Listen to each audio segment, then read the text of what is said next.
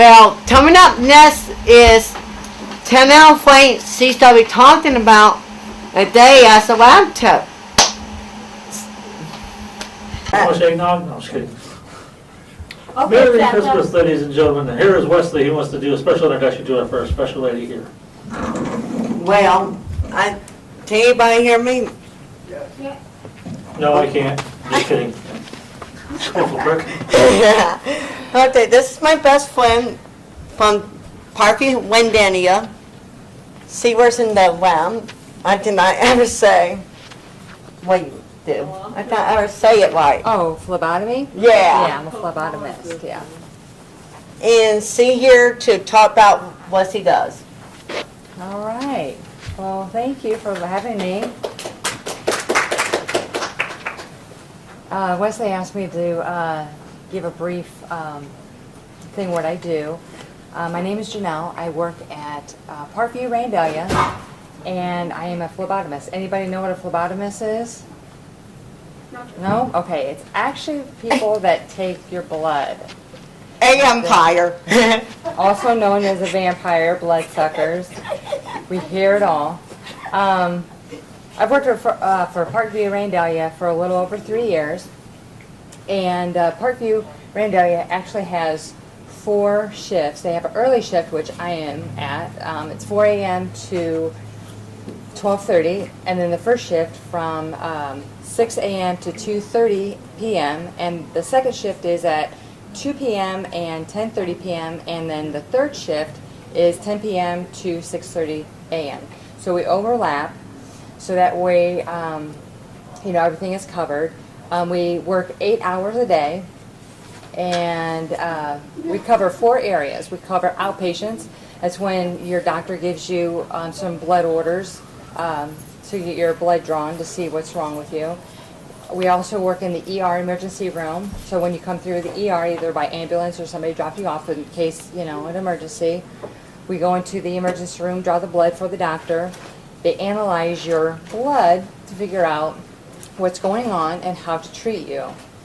And then we also cover the floors, which is inpatient. So therefore, if you're in the hospital for a while, doctors will order some special tests to find out how your body is doing, how's it recovering, if you have low or high blood cell count. And also we have another area called the processing, which is in the lab. We take the blood and we put it in these centrifuges, and it different tubes do different things. Like we have chemistry, hematology, and so much more. And then we also do health fairs. I don't know if anybody's been to a health fair, but typically the base is free. They do like your heart rate, and some blood tests are free, but some are not. It's just at a very reasonable price. We could do those. So when you come to the outpatient, typically you have to go through registration and stuff like that. It's part of what I do every 6 weeks. Every 6 weeks, Wesley does that, yes. And we enjoy seeing him coming. Now, some people are afraid of needles, so we try to make them relax. Sometimes it's easy for you to take deep breaths and not to be so tense. And if you are, tell us. We'll try to talk to you through the process and try to make you relax. And sometimes we're so quick that you don't even know we poked you. But sometimes, it depends if you're so tense, it could, maybe just like a small pinch. But the first initial stick is probably the worst. But after that, it's easy. And then when you come through the ER, you're actually in the ER bed. And so then we come to your ER room, and we withdraw some blood, and we take it downstairs and let the I call them scientists, but they're called lab techs, and they do the microscope and all that and figure out what's going on. Then they send the results to the doctor. That way the doctor and nurses know how to treat you. And let's see, phlebotomy is actually the act of drawing or removing blood from the circulatory system through a puncture in order to obtain a blood sample to analyze and diagnose Different areas in the lab is called blood bank, chemistry, hematology, microbiology, coagulation, urine, pathology. Those are just to name a few. It's big.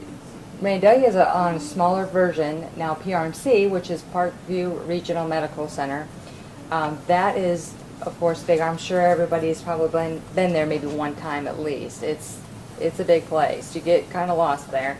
Parkview, Randalia is a smaller scale. It's more like a family, more personable, and people tend to like that personal touch.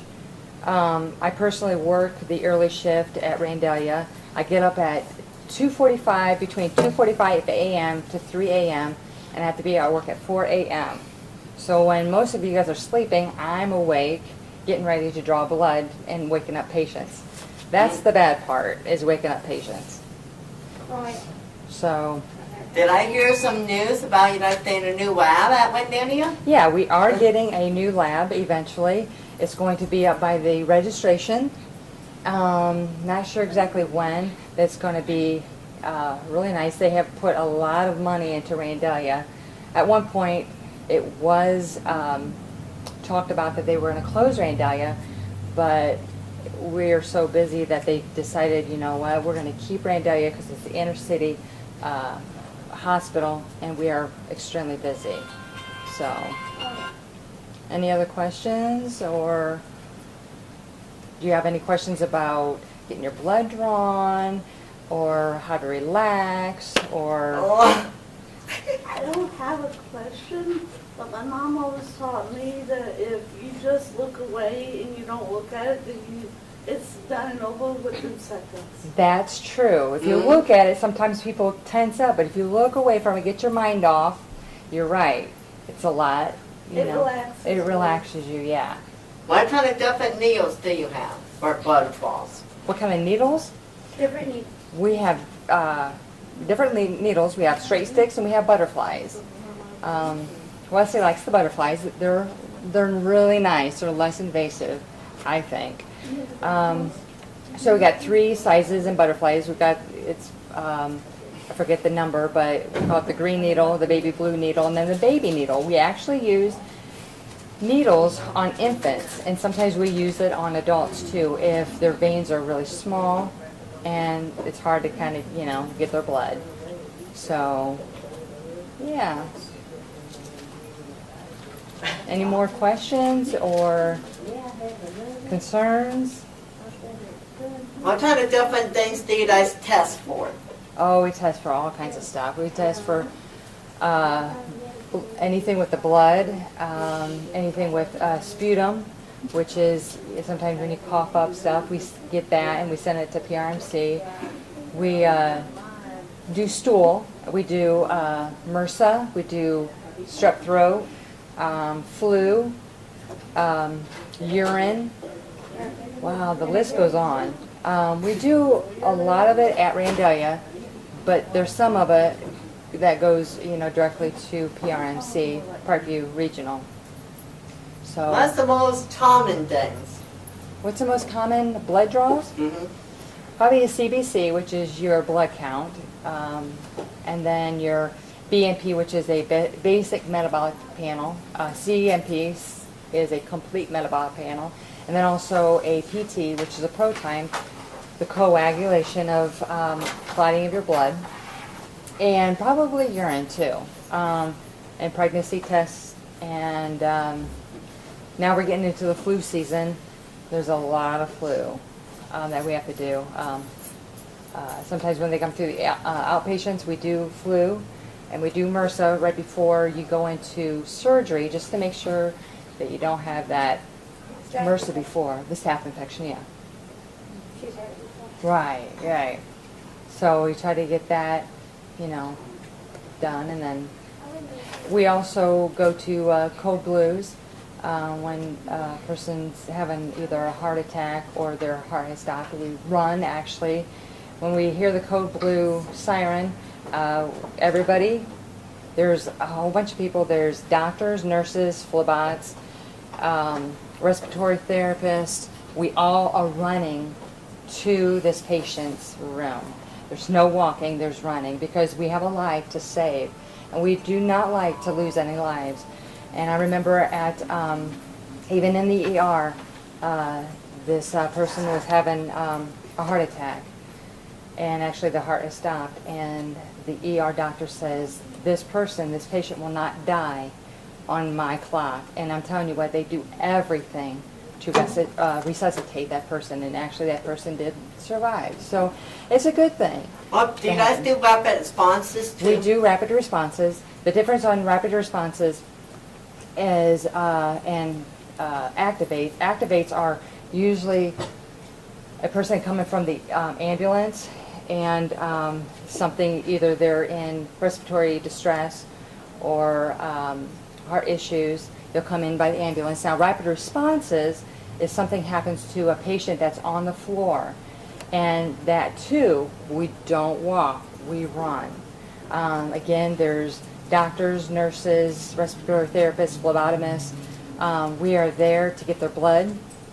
And if they're having trouble breathing, the respiratory therapist will assist them in breathing and, do any kind of, things to try to get that patient back to a stable environment.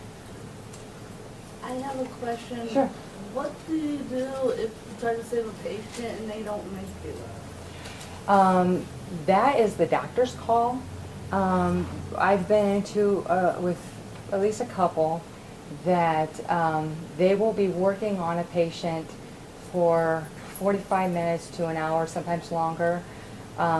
We will work on the patient until the doctor says so, but it's a long time, like I said, 45 minutes to an hour. And when the doctor calls and, there's no vitals anymore, and if the heart's not pumping anymore, I'm not sure what all goes into when the doctor calls. You'd have to ask the physician on that, but when he calls it, that's all when we, back out. And it's hard on all of us, it's not easy because we want to see every life come through. And at times it's very emotional. It's, there's times where we cry, and we take it, just because you are a patient, we're connected with you. We want to see you survive, and if someone doesn't do it, like I said, it's very emotional. And especially when I first started, there was a time where it's hard, and you just have to take time and you have to talk to other people. But that's what we have to do. And then they usually, if they pass, then there's different stages that they have to go through. We have police officers, security guards, and stuff like that. So yeah. So any more questions? It gets pretty heavy sometimes, but for the most part, it's very rewarding to help. You have a question? Yeah, what do you do to, okay, say you're trying to get blood from a person, and when you put the needle in, the vein kind of like disappears, or it like moves or something? Or Try to hide us down. How do you handle that when it does that? Because I've had a few times where mine did that, and I felt like a pinprick. Yeah. Sometimes I will tell you this, that when you do get your blood drawn, I know sometimes even if you have to fast, try to drink a lot of water, like between 24 hours, 48 hours. Just keep on, because if your body's not hydrated, it's very, very difficult to find that vein. But if you drink water at least 24 hours, try to keep hydrated, then your veins are going to plump up. But in case, if it's hard, and say if we find the vein, we've had this happen. So we try to readjust. Now some of them they'll call digging, which I don't dig. Either I'll pull the needle out just a little, just keeping in the vein, and try to redirect and try to see if I can catch that vein. But if not, if it's too painful, just let them know, hey, could you just pull that needle out and go somewhere else? And we will. If you guys know your own body very well, so you know where you get your blood. Say, you know what? They usually get it right here. They have, so just communicate with us too. So it's kind of like a team. you know, if you know, that's going to help us. And so it'll be, huh? Make your job easier. It will make the job easier, yeah. Now, if you're tense, we can feel that tense from you. So if you just relax, it's going to help us relax. Now, granted, the first stick is, it's a pinch, you know, and, but if you relax, we relax, and it's a lot better. But like I said, if you can't find the vein, just, you know, if it's too much. Now, some people are terrified in needles, which I understand. I don't think anybody likes needles. But I think one way, she don't like, it takes like 5 people to get hers done. yeah, well, now, some departments have a vein finder. We unfortunately don't have a vein finder, but we have some really good phlebots that have been in there for years, which Wesley's cousin, I believe, she's been there for years, and she's very, you know, very, very, very good. I've been there 2 times. Yeah, and I think, you know, the more experience, you know, the phlebot is, the more, you know, they go somewhere that maybe a new phlebot hasn't even, you know, maybe considered. So, yeah.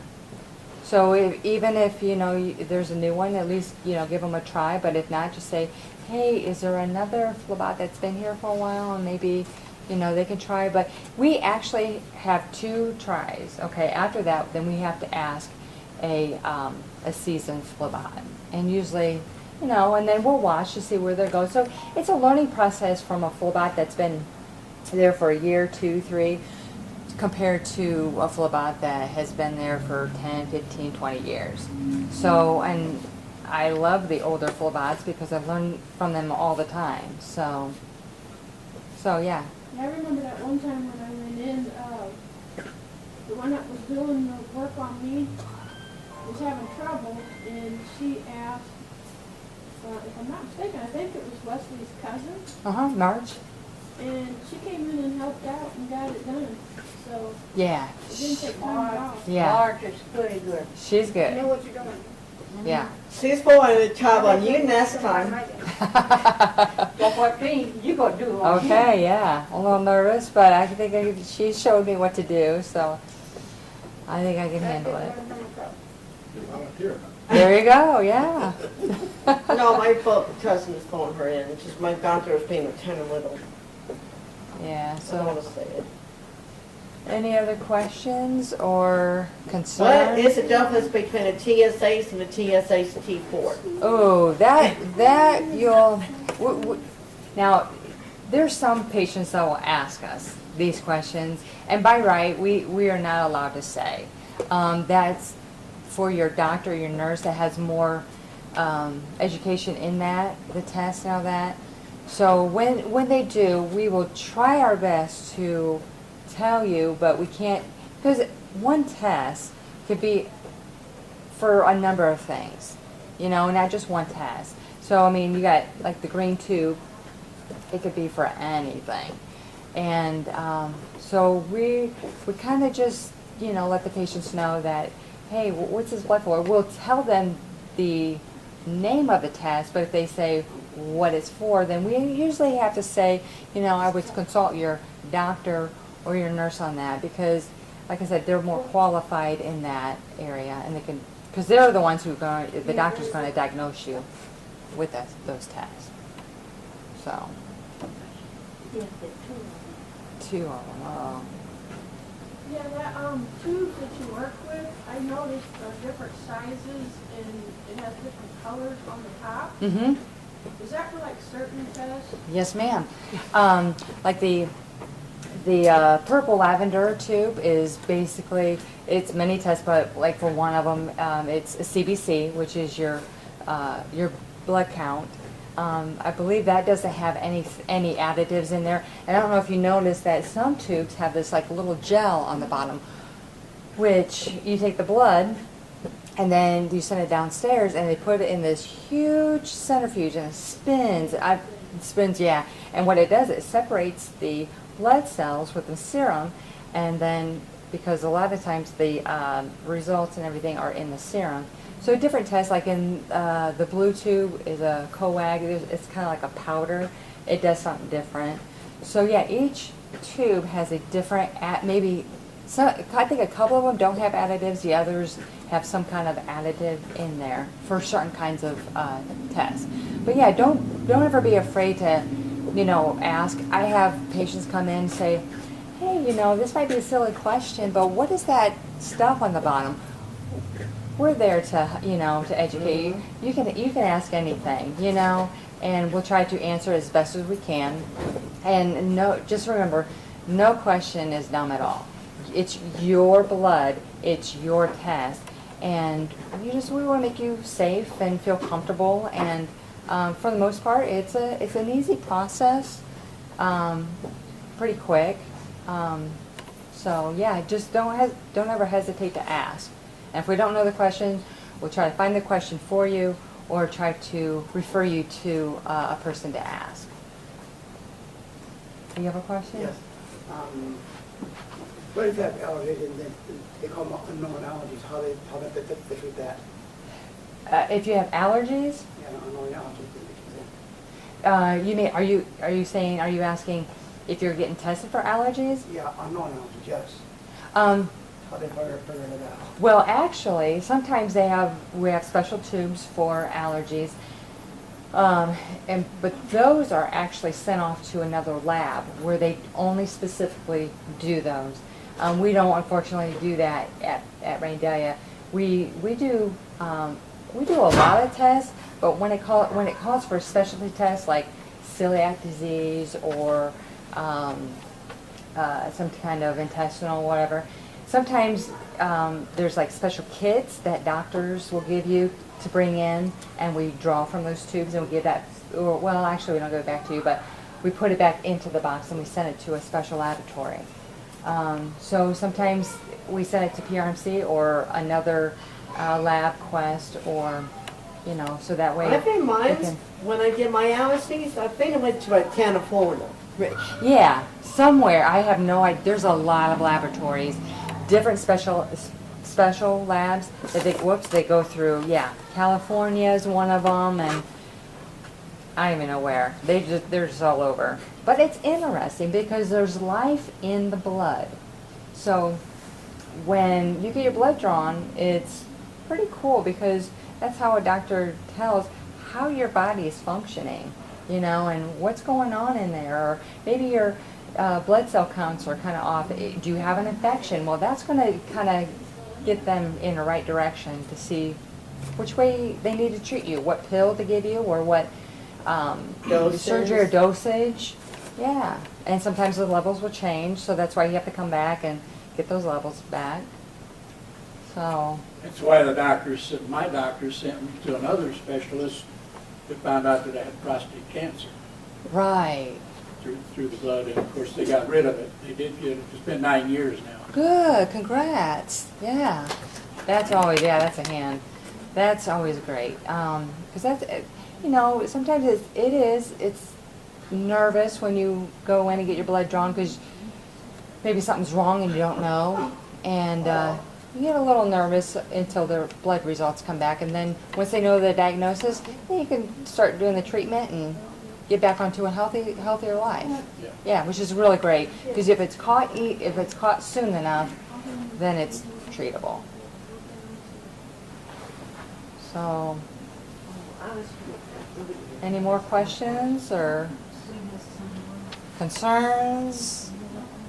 Oh, I will tell you that if you do have a history of fainting, let us know. We'll put you on kind of like a table. We do have people that are so terrified of, not necessarily needles, but just the thought of getting their blood out that they faint. So, yeah, let us know if you have a history of fainting, and we're there to accommodate you and help you through the process. I am probably one of the crazy people. I was walk away when they do the needle, then I will sit there and just watch it go out. You will?